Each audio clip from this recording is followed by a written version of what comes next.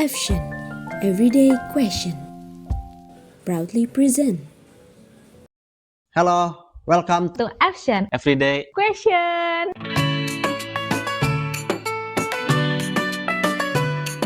Oke, kenalin nama gue Ipar Wadan dari Prodi Teknologi Rekayasa Multimedia semester 4. Halo semua, aku Venus dari penyiaran semester 4. Perkenalkan, nama saya Radi dari Prodi Seni Kuliner semester 4.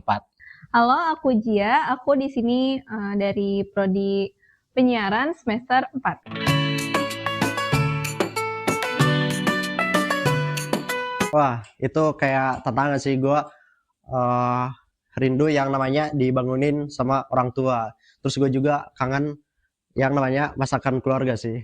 Ya. Jadi kurang lebih kayak gitu lah gue. Pastinya berat karena harus menyiapkan segala semuanya sendiri. Apalagi pas bangun sahur sih, itu berat banget karena harus mikir mau beli apa sebelum sahur. Yang pastinya rasanya sedih ya, dan juga sepi. Tapi ya lambat laut sih udah terbiasa. Pastinya kesepian ya, karena kan jadinya harus buka ataupun sahur sendiri. Tapi ya tetap di keluarga itu masih ngechat ataupun bahkan nelpon buat ngebangunin sahur biar nggak telat.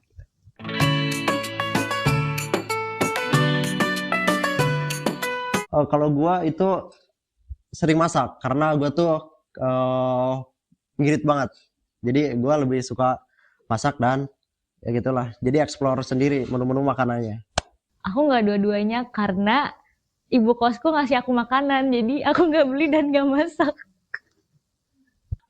Sesuai dengan jurusannya, saya itu masak sendiri tiap harinya, walaupun untuk buka dan sahur.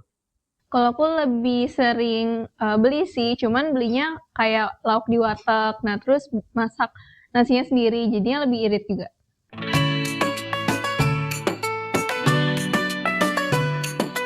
Kalau untuk beli makanan tuh jarang banget ya. Jadi gue tuh sering namanya yang tadi, yang pertanyaan kedua, yaitu sering masak.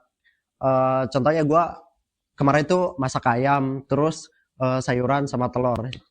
Kalau nggak sempat beli makanan ya paling batalin dulu pakai air putih, dan yang ada aja di kosan paling kayak biskuit gitu.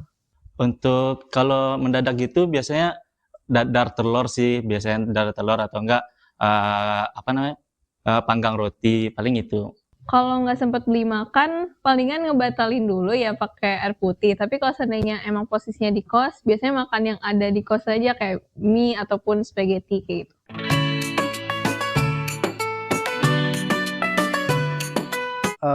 Bentar, tapi ini bukan buka puasanya. Jadi sore-sore nih sebelum buka puasa. Jadi tuh kalau ini tahun kemarin tuh kan di depan kos gua tuh ada namanya pohon jambu bol. Nah, terus itu kan lagi matang-matangnya. Nah, gua sore-sorenya kelupaan tuh gua ngambil terus gua makan itu lupa ya. Terus kata teman kos gua, perlu lagi ngapain?" Langsung gua buang. Terus yang tahun kemarin juga tuh kan ada teman gua lagi nunggu buka puasa. Tapi apa coba yang dilakuin? Nunggu puasa sambil makan gorengan. Itu aneh banget sih. Gua gak sebut namanya ya. Kalau lucu nggak ada sih. Paling seru kayak buka puasa bareng teman gitu. Bawa makanan masing-masing. Seru tuh kumpul-kumpulnya. Jangan lucu. Paling biasanya kan abis matkul itu langsung pulang, terus ketiduran sampai di isya tuh. Jadi bukanya nggak ada. Jadi makan nggak ada, terus persiapan pun nggak ada. Jadi ya ya makan di warteg aja akhirnya gitu. Paling seru tuh kayak kalau waktu itu tuh pernah buka puasa kelasan gitu ya.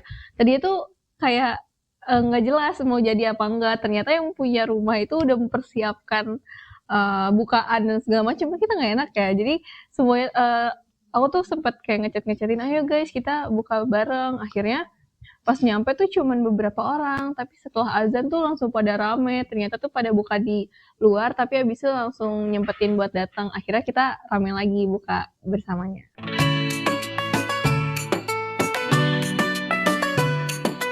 Kalau gua sih kayak bikin konten, terus nugas sama masak. Ya, gitu. Jujur aku nggak pernah ngabuburit.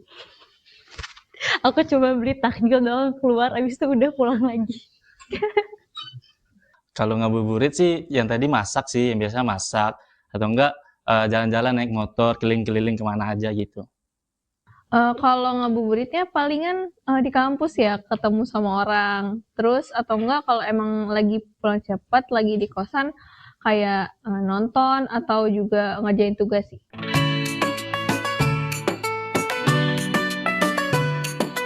Tantangan terbesar tuh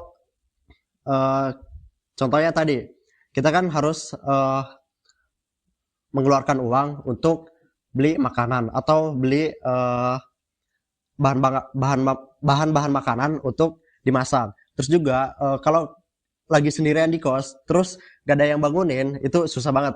Jadi hari kemarin tuh gua bangun jam berapa coba? Jam 4:22. Jadi susah banget. Tapi orang tua gua walaupun gua di kos gitu ya, tapi dia tetap ngingetin, Pan, udah bangun sahur belum? Tapi ya udah gitulah. Tantangan terbesar adalah nyiapin makanan sendiri dan harus bangun subuh. Itu sih. Karena bingung mau beli apa. Kalau di rumah kan udah disiapin ya. Sedangkan kalau misalkan di kosan kita harus beli sendiri. Dan aku tuh bingung, selalu bingung mau makan apa setiap hari. Tantangannya itu yang pasti nggak ada yang ngebangunin. Terus dan juga harus siap-siap sendiri dari buka untuk sahur. Paling itu karena nggak ada orang tua juga kan. Tantangan terbesar itu posisinya kalau misalnya sahur ataupun lagi buka itu tuh nggak ada makanan, kan harus beli sendiri. Terus juga kalau seandainya nggak bangun ya resiko sendiri gitu loh. Jadi emang harus bisa mandiri dan juga lebih bisa sendirilah kalau di kos.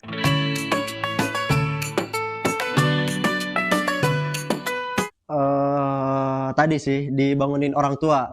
Jadi misalnya ini udah jam 2 ya, jam 2 malam, subuh lah. Terus emak gue bangunin, dia bilang, Pan bangun udah jam 4. Padahal kan pas gue lihat masih jam 2, jam 3. Jadi ya biar buru-buru bangun lah. Bagian buka puasanya pasti kayak nyiapin buka puasanya bareng mami, bareng papi gitu. Buka bareng sama keluarga sih, terus dan juga taraweh bareng, terus sahur bareng, itu sih bareng keluarga. Bagian buka bersama atau lagi buka puasa aja, karena pasti kalau buka puasa di rumah tuh ada aja makanannya dan ada aja waktu buat ngobrol sama keluarga.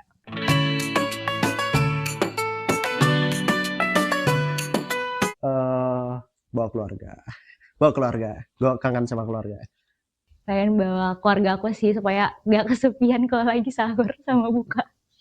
Bawa ibu, karena ibu ya yang nyiapin segala macamnya. Terus ya karena ngekos sendiri ya, jadi yang pengen dibawa sih ibu sih. Kalau bawa ya palingan sih buat menemani ngabuburit, aku mau bawa file drakor mamaku sih, biar bisa nonton juga, terus juga biar bisa ngabuburit bareng sama teman-teman.